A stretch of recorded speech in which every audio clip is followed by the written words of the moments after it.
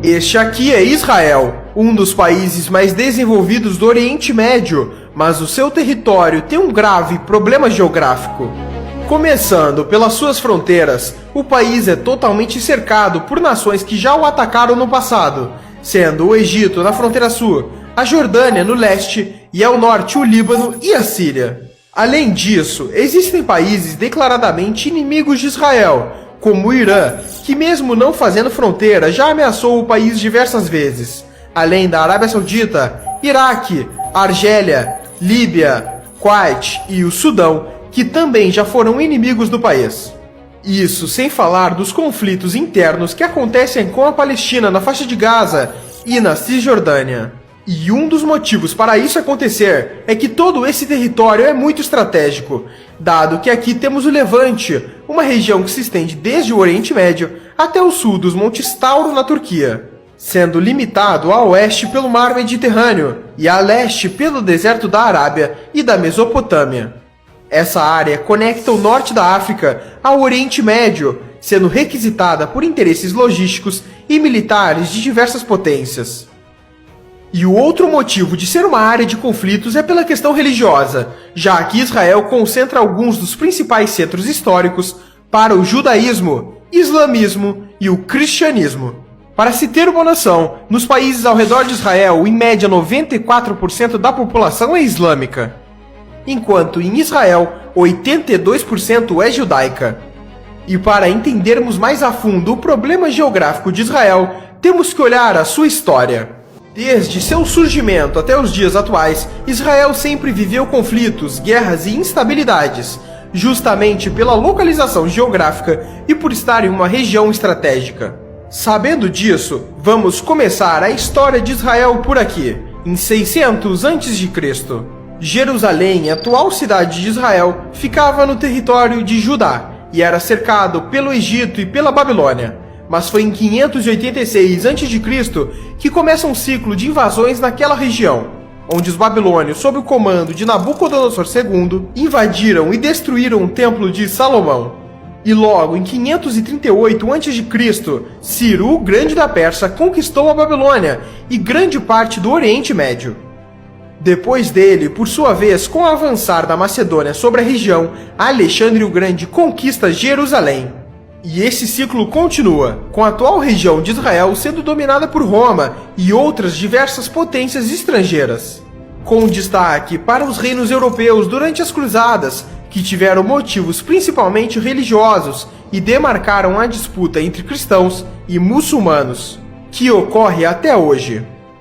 Mas foi só em 1948, com a saída dos britânicos, que Israel proclamou sua independência. Mas ao fazer isso, países árabes como Egito, Jordânia, Síria, Líbano e Iraque não poderiam ver um Estado judeu no Oriente Médio e invadiram o país por todas as suas fronteiras, começando assim a Guerra Árabe-Israelense. E o Estado judeu, mesmo com tantos inimigos, venceu essa guerra, além da Guerra do Sinai em 1956, Guerra dos 6 Dias em 1967, Guerra do Atrito em 1970, além da Guerra do Yom Kippur e tantas outras que ocorreram, com Israel vencendo todas elas. E isso acontece em grande parte pela estratégia israelense de defesa, que por problemas geográficos e por ser um país pequeno e com pouco território, Israel não pode se dar ao luxo de recuar de seus inimigos, já que estaria entregando seu próprio território para os mesmos. Basicamente, a estratégia se dá da seguinte maneira: a primeira etapa é avançar sobre território inimigo no momento que eles menos esperam, e depois, enquanto uma linha avança diretamente em direção ao inimigo de forma rápida, uma ou mais linhas de ataque se dão pelas extremidades de forma a avançar mais rápido ainda, cercando o inimigo e não o deixando penetrar em seu território.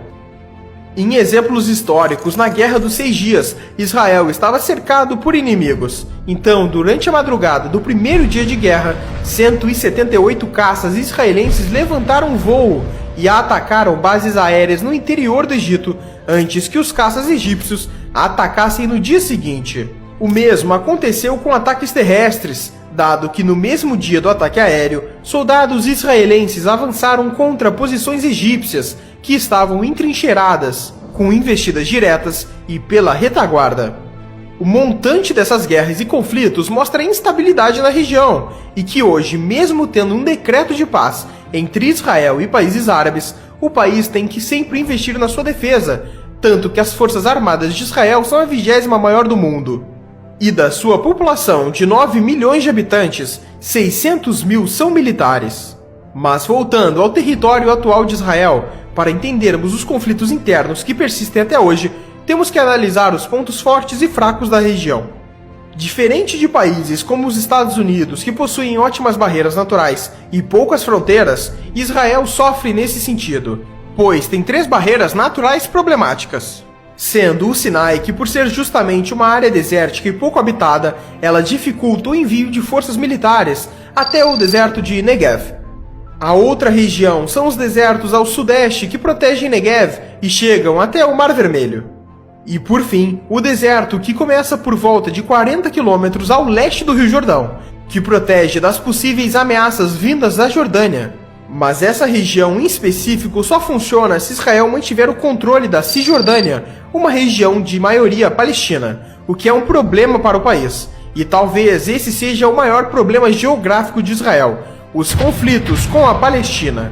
Basicamente, a Palestina é um território dividido em 2 partes, sem ligação por terra, a Cisjordânia e Gaza. E dentro desses territórios temos regiões sob controle civil palestino e regiões controladas por Israel, conhecidas como assentamentos, que são como bairros protegidos por cercas e pelas forças israelenses. A proteção dessas regiões se dá basicamente porque a construção delas começou durante a Guerra dos 6 Dias contra os árabes, e as forças israelenses se estabeleceram nos territórios, e os conflitos entre israelenses e palestinos se intensificaram ao longo dos anos. Mas em 1993, em Oslo, Noruega, líderes israelenses e palestinos se reuniram e firmaram um acordo de paz, que estabelecia 3 áreas diferentes de ocupação na Cisjordânia. A primeira delas é a Área A, que seria administrada pelas autoridades palestinas. Já a Área B teria a administração palestina, mas controle militar de Israel. E por fim, a Área C, que é totalmente controlada por Israel. Muitos dos acordos firmados em Oslo foram mal sucedidos, mas as áreas permaneceram. E é na Área C que os israelenses têm dezenas e dezenas de assentamentos atualmente. Já a faixa de Gaza também é um território preocupante, pois é uma região densamente povoada, onde muitos refugiados palestinos se instalaram. E nela a quantidade e a recorrência de conflitos entre palestinos e israelenses é ainda maior. E foi por esse conjunto de fatores que em 2002 os israelenses começaram a construção de um muro que se estende por todo o território entre Israel e a Cisjordânia. O mesmo aconteceu na cidade de Jerusalém, onde temos um grande muro que ronda todo o território. E falando em Jerusalém, esse é o ponto final. O interesse pela cidade se dá pelos vários lugares religiosos nela. Por exemplo, os principais lugares judeus que se destacam são 2, o Muro das Lamentações e o Monte do Templo. Já para os cristãos, em principal, é a Igreja do Santo Sepulcro, e para os islâmicos, a Cúpula da Rocha. E hoje em dia, a cidade inteira está sob controle de Israel, e as perspectivas para o futuro são que continue assim. Mas as ameaças pela tomada de Jerusalém por parte de países árabes continuam. Os países lutaram pela tomada de Jerusalém durante sua história, e isto pode voltar a acontecer. E é incrível como um país tão pequeno e tão limitado territorialmente conseguiu se tornar a potência que é hoje, mesmo com todos os seus percalços geográficos. E esse foi o problema geográfico de Israel.